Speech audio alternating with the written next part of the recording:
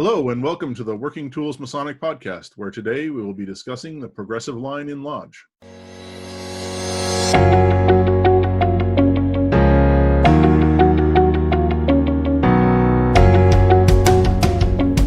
Ladies and gentlemen, brethren all, welcome to the Working Tools Podcast, a casual conversation around Freemasonry. First, it's important to note that our opinions and thoughts are our own and do not reflect those of our Grand Lodge or respective craft or concordant bodies. Please connect with us and ask questions, either here on YouTube or on our Facebook page.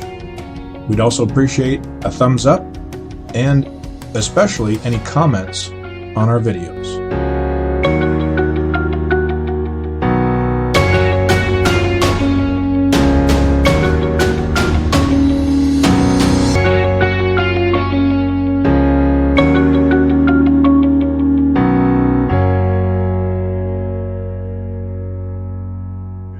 Welcome to the Working Tools Masonic Podcast. I'm Matthew Appel, a Mason here in the Grand Lodge of Washington.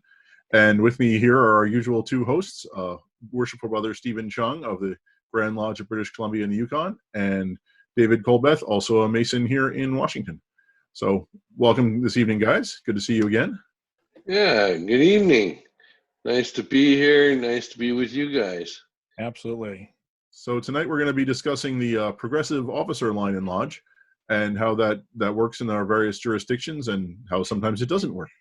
So, Stephen, I know you were talking about the officer's guide that you have and the topic, and why don't you start us off with a little background, if you will? Okay, so, well, in BC here, anyways, our line in our lodge starts at inner guard. That's our lodge officer's progression line anyways. We do have two other chairs that are junior to that in our lodge, so the stewards, but they generally are not considered part of the line. Though some people think that when you come in and start as a junior steward, that is the start of it, because in lodge they go from junior steward to senior steward, and then inner guard, and then junior deacon, senior deacon, and then into the warden's chairs and so on, right, all the way up into worshipful master. But technically the line doesn't start until inner guard. What about for you guys? I was trying to count in my head as you were talking there. So that's inner guard, deacon, warden, master. Is that the six? Yep. 6 positions there? Inner guard, deacon, warden, and master 6. Yep. Cool. David, how do things work down south there? Well, I hope they work similarly to where up north. But so I was inner guard. So that is you have Tyler, and then an inner guard as well. Yep. So what does the inner guard do that the junior deacon doesn't do? I'm trying to read the document. Well, the inner guard just guards the inner part of the door, guards against the approach of cowards and eavesdroppers, right? Okay. Allows none to pass or repass except those who are duly qualified. Well, that sounds familiar. Yeah, right? that's part of the description of our junior deacon. That's our junior deacon. So what does your junior deacon do? Oh, our junior deacon, he assists the senior deacon in assisting the senior warden in conducting the candidates through their initiations, in any processions that are escorted through the lodge. That's done by the deacons. The junior deacon also, so he helps pass the word. He lights the candles in The senior deacon does, or the junior deacon? The junior deacon does. The senior deacon opens the Bible, and the junior deacon lights the candles. Huh. Well, we could have a whole topic of conversation just about that. Can we now? Yeah, our junior deacon basically does, well, the junior deacon guards the door, and he assists the wardens in messages between the two and around the lodge as needed, and guard, all that stuff. He doesn't handle the lights, or great or small, great or lesser. The senior deacon handles all that. So interesting that it sounds like you've got either we've combined or you've split our junior deacon position into two roles. That's kind of cool, though. I like that the junior deacon helps the senior deacon with the great lights. So that's kind of cool. Yeah, and he also extinguishes the lights at the end of the night, right?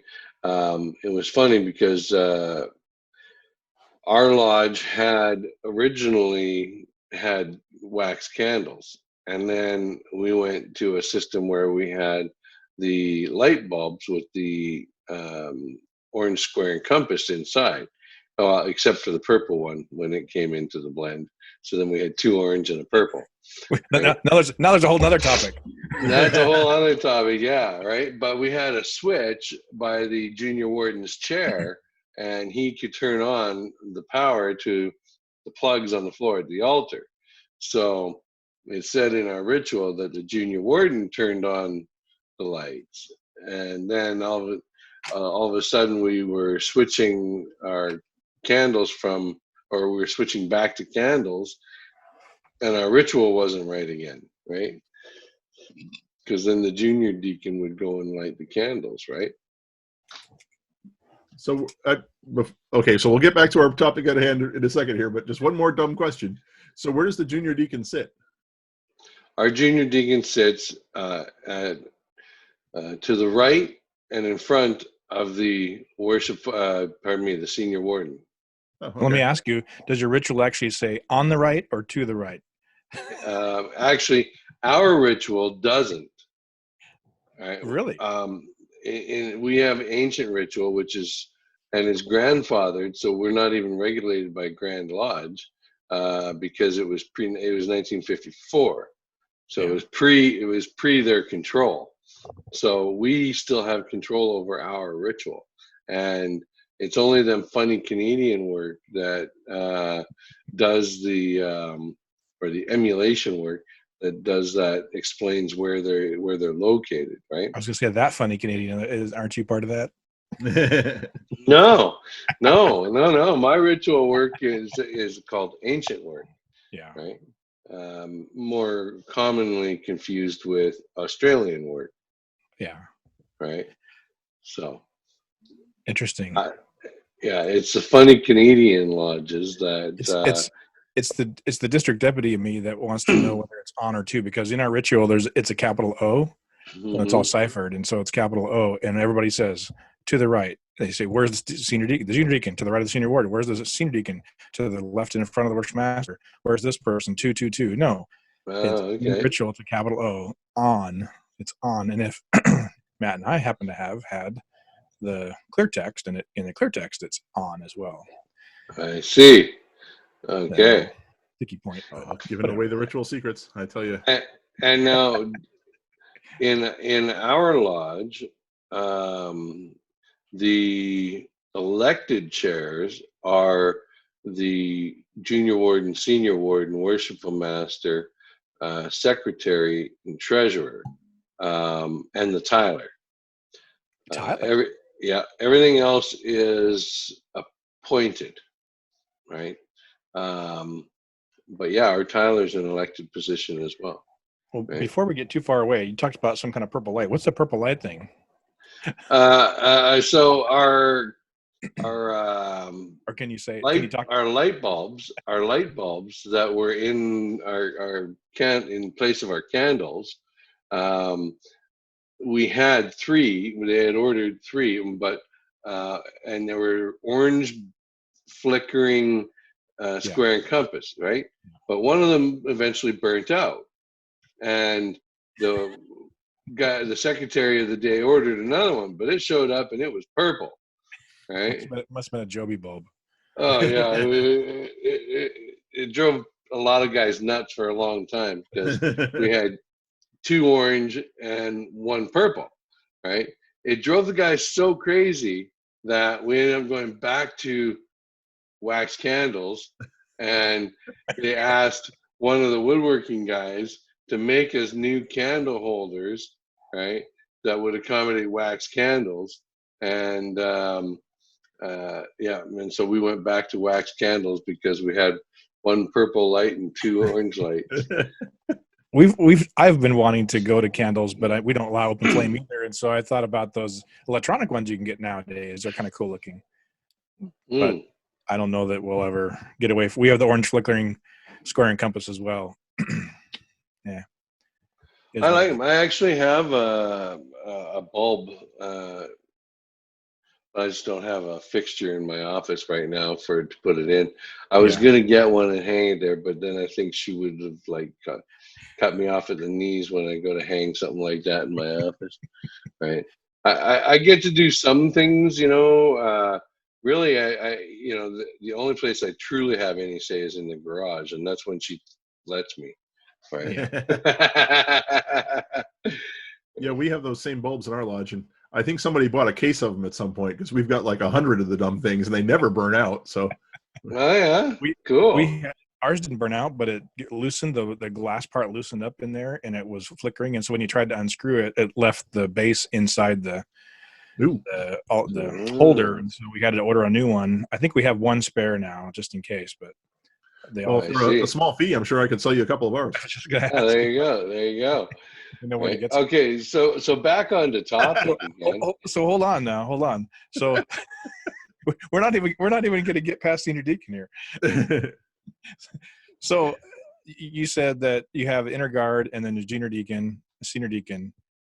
So in Washington Masonry, I would kind of agree that in general, a person really gets serious about it at junior deacon. However, we also have stewards.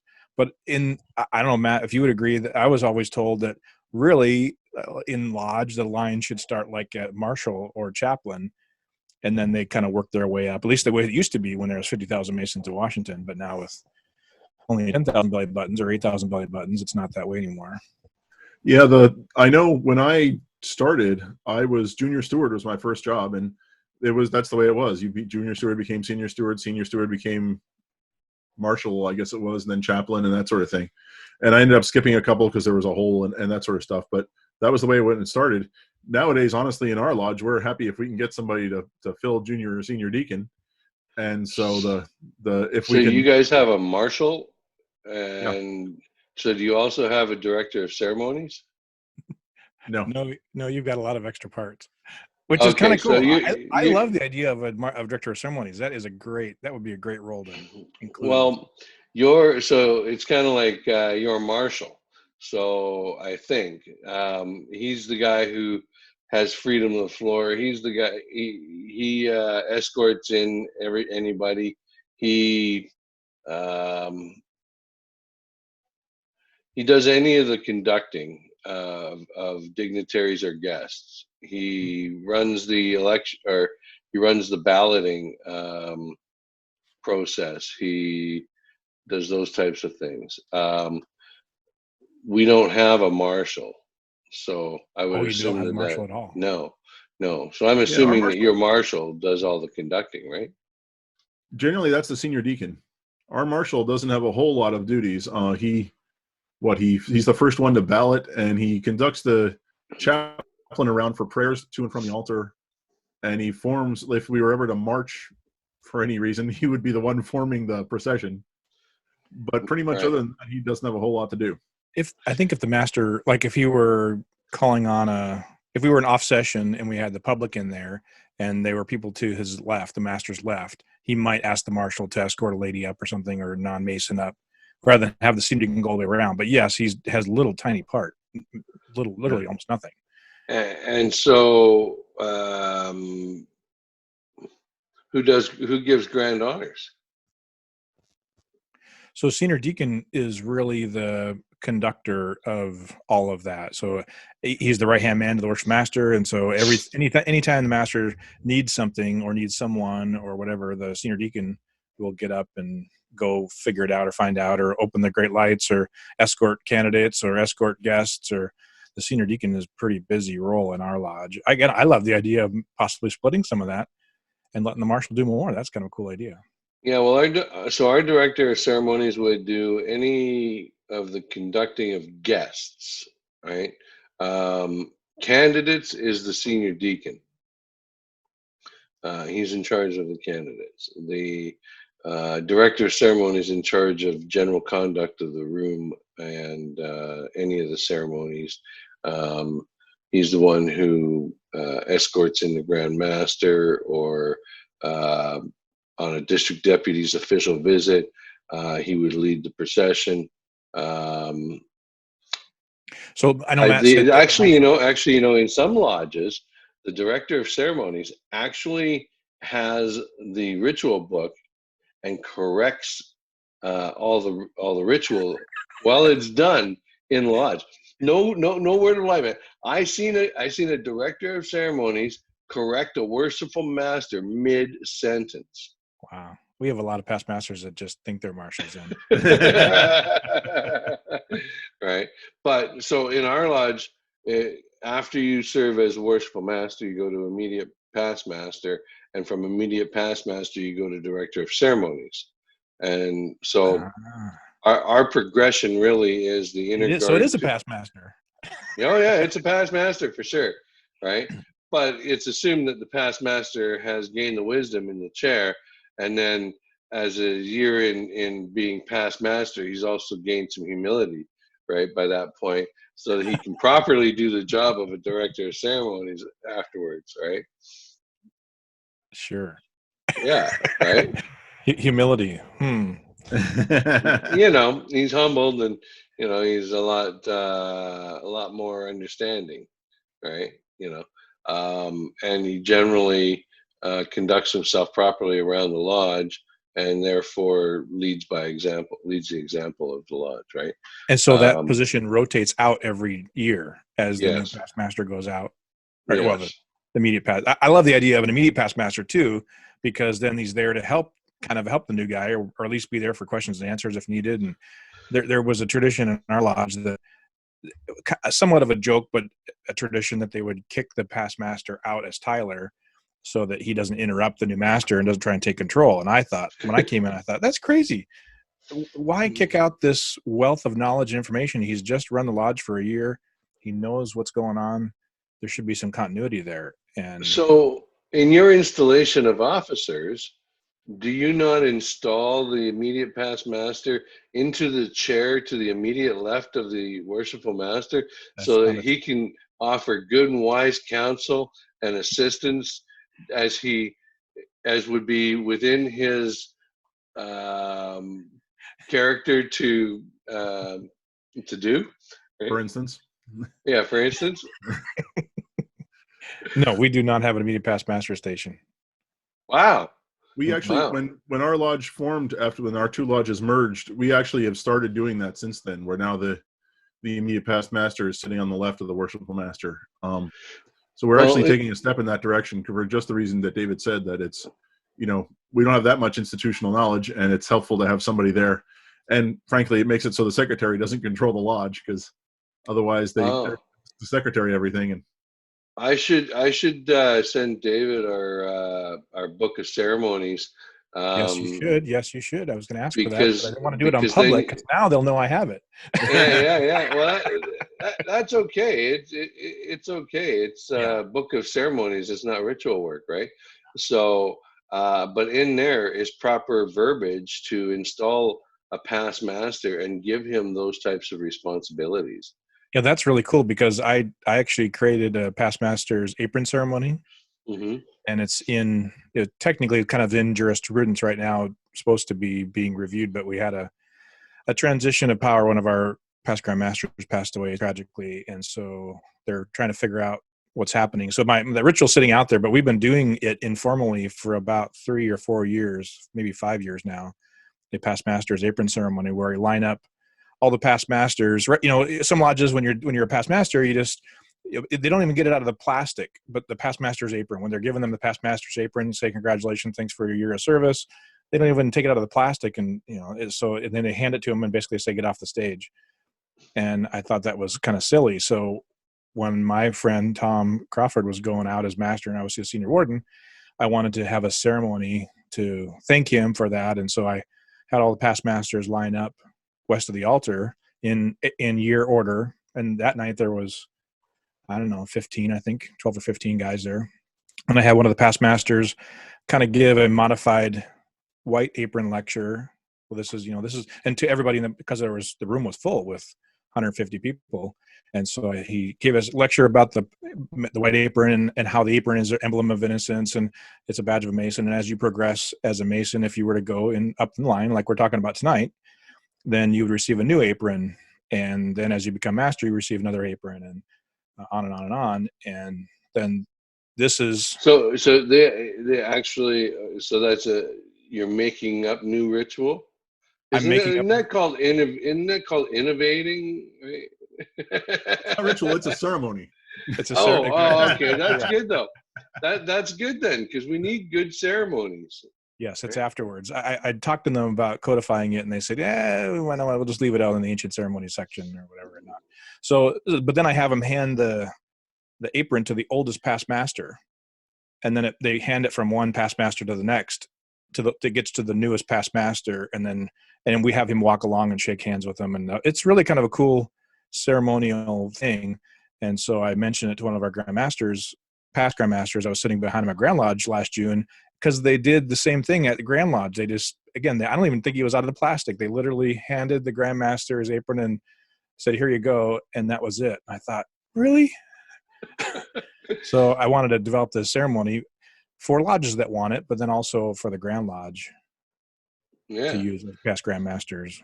Because wouldn't it be cool to have all the past grandmasters lined up and handing this apron down? And so anyway, I think it's good. We have when we install our worshipful master, we install them with what is known as a past master's apron. Yeah. Some lodges, they have a worshipful master's apron that is decorated or embossed or whatever with their lodge's logo and name imprinted on it, right? We don't have that. So your master's apron is a past master's apron with the quadrant? Correct. Really? Yeah. Interesting. Well, once you just the square. I mean, it's the emblem of his office. Is how we say it here. Mm-hmm.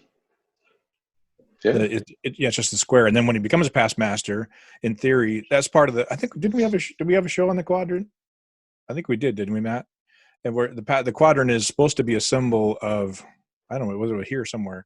I talked about the quadrant, and the quadrant is supposed to be a symbol that now you know how to measure a square to make sure it's, because you can, using a circle. Oh, no, ours is like an upside down T. Oh, that's right. Where the rosettes would be. That's right. You have that other funny thing. Yeah. Right. So after you guys go through as worshipful master, then you don't have any progression past that. No, I was just thinking about that. Yeah. So whereas it sounds like you guys climb up the mountain and then you're master, and then you climb back down the mountain on the other side.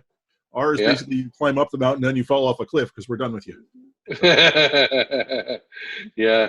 No, it's well, when you get that ritual and read the ritual on installing the immediate past master, it'll make a lot of sense, right? Because he's there to give good counsel to his predecessor, and really, if you don't install him and sit him to the immediate left of the worshipful master, how's he supposed to whisper, right? All that good counsel and keep him on track, and in the progression of his meeting, right? That's usually what we observe from the floor for the first couple of months after a new master's been installed. There's a lot of whispering going on, right? And then eventually he doesn't lean over for that wise counsel, right? But our past masters generally, that's what they do, except in some cases where our lodge took quite a hit for membership, and my year as immediate past master, I sat in the chair once Otherwise, I was filling in other offices in the lodge, right? Does a past master have a whisper feature? I don't think there's a whisper feature in their voice. A whisper feature? Yeah, actually, because our past masters, you can hear them all the way across the room. Oh well, didn't I ever show you guys that gavel? That yeah, yes, right. The mini gavel. The mini gavel. That's right. So our past masters, they're given a mini gavel to remind them of the loss of power, right? That though it still has some power, it doesn't make much noise, right? And so we're supposed to be reminded to tame our passion with this, right? And I think it's kind of great. It's one of the little unofficial ceremonies that happens after you are installed as a past master. Other than whispering good counsel, is there other particular jobs the past master has? He just sits there and helps the master, or does he have other duties? His other duties are, in our lodge anyways, he runs the nomination committee for the next year's elections. He usually gets together with another past master. There'll be 3 of them, but he's the immediate past master is the chair of that committee, right? Interesting. Mm-hmm. Well, I would love to know more about your elected, how things are done there, and then also I'd like to know more about the idea of automatic progression. And I know we're kind of getting close to the end here, Matt. You're probably going to cut us off, but that'd be good to start the next episode with. I think so. The idea of automatic progression. That's a good way to start that one. And maybe Matt could just verify Washington State, do you want to wrap that up, Matt? Just clarify how Washington does things, and that could be a wrap up. Well, gosh, there's not an official stance, right? But it's generally speaking, from the way it works around here is you had junior deacon, junior warden, senior warden, master, and then, like I said, off the cliff on the other end. Yeah. Back when I was first joined, we started at junior steward, and worked your way through all the different progressions except for a handful of them. Tyler, musician, secretary, treasurer, sort of set those aside. But other than that, you went right up. You had one to the next. But our Tyler's not elected. Right. Our Tyler used to be, back when I joined, was like you said, the immediate past master. But nowadays that's not necessarily the case. Do you have a secretary treasurer, or do you have 2 separate roles? No, we have 2. I'm the secretary, and we have a treasurer. And those are both elected in Washington. Right. The officers, junior, senior, master, and treasurer, secretary are elected here, but not the Tyler. That's interesting that the Tyler's elected. Yeah. And the you guys had mentioned your chaplain in line, but no, you guys didn't include him in just now. Well, it's the old when you had 50,000 Masons in Washington. You start at the bottom of the line, which is kind of chaplain. You get to pray. The marshal, you get to escort the guy that gets to pray. And then it was junior steward. I did the same thing with Matt. I started junior steward, but there was no junior deacon installed my year. So as a past master, somebody filled in. But half the year, I skipped from junior steward to junior deacon. So really, I was junior deacon my first year, and then went on to senior deacon the second year. But okay, I was technically junior steward, installed as junior steward, and then on and on. So with that, Matt, I think it's time we wrap up for this episode of the Working Tools Masonic podcast, where we discussed, I guess, not just the progressive line, but the officer line in general.